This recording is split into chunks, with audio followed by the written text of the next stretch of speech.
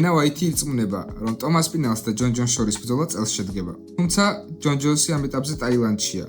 ალფის რეალიტი შოუს მეორე სეზონში მონაწილეობს. სავარაუდოდ ეს ბრძოლა თუ შედგება, ალბათ წლის ბოლოს. არსებობს ასეთი ვარიანტიც, თუ ასპინალს ძალიან მალე უნდა დაბრუნება, შეუძლია დროებითი კამარი დაიცვა სირილ განთან.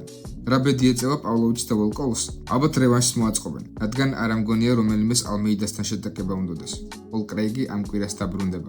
დღესდღეობით ერთადერთი ადამიანი პოლ კრეიგია, ვინც ჯამალ ჰილი და მაგომედ ანკალავის საბნიშენით დაიჭრა და დაამარცხა.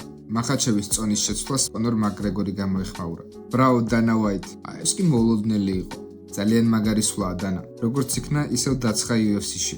ამას კონორ მაკგრეგორი სოციალურ ქსელში წერს. ჯეკ დილა მადალენას მწვრთნელი ამბობს, ისლამი ასეთი ზეწოლისთვის მზად არ არის. ჯეკი მას დაანოკაუტებს. კანადიდან როცა სახლს მიუფრინავდით, ძალიან ბევრი დრო მქონა და გადავხედე ისლამის რამოდენიმე ბრძოლას. მათ შორის მის ბოლო დაპირისპირებას პორიესთან. ადრე მას უბრალოდ როგორც დიდებულ მებრძოლად აღვიქვამდი და არასდროს მეგონა, რომ ჩვენი გზები ოქტაგონში გადაიკვეთებოდა. UFC-ს მძიმე წონის ჩემპიონი ჯონ ჯონსი ტაილანდში ჰასპულას შეხვდა. ჯონ ჯონსი, ცხოვრებით ვტყვევი, ეს ჩემი ცხოვრების საუკეთესო პერიოდია. სირილ განი ახალ ბოევიკში გადაიღეს, სახელად KO, რომელიც Netflix-ზე 2025 წელს გამოვა.